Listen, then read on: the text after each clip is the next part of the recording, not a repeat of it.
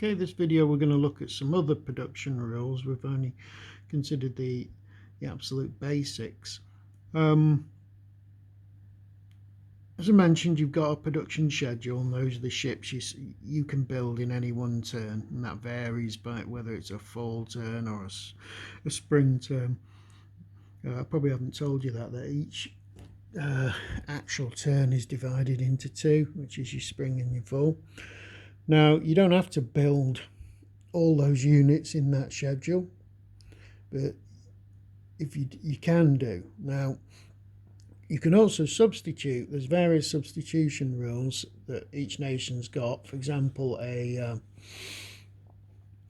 Klingons can build a C7, but they can substitute a D7 for that on the schedule, or once a year they could even do a C8. So there's quite a lot of options there.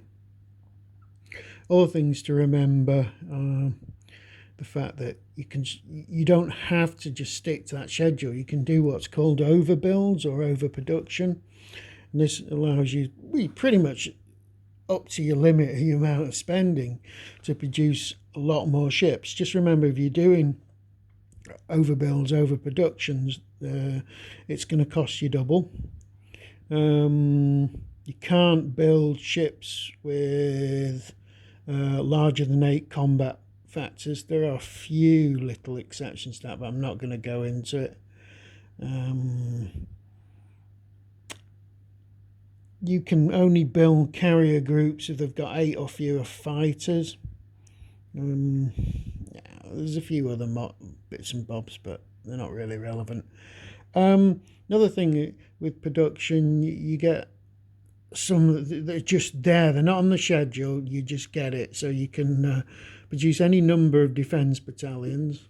You can produce one mobile base, one fleet repair dock, and or 2 convoys, or any combination thereof. You can do, yet again with these, you can do additional units of those types via overbuild. You also get certain things like fighters. You get each civilization has a number of free fighter builds it can get.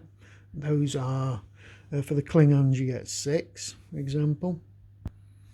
As I previously mentioned, you've got to build at your shipyards at your home planet, but you can use star bases to build one ship of 3 economic points or less.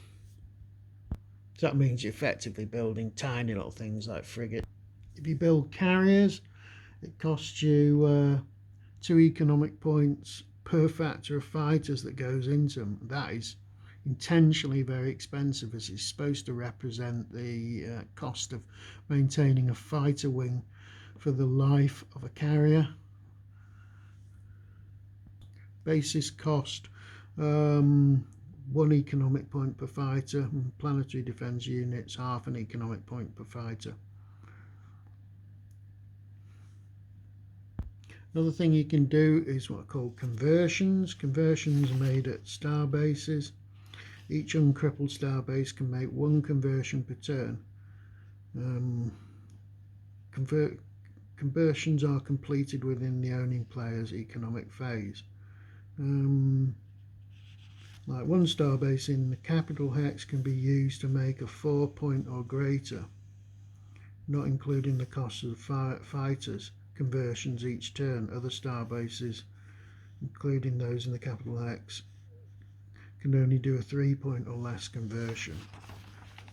You'll find in the annexes there's a list of conversion costs.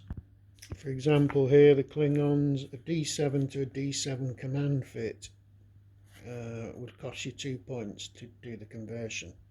That's 2 economic points. Okay, that sort of gives you an outline of other possibilities in the production phase.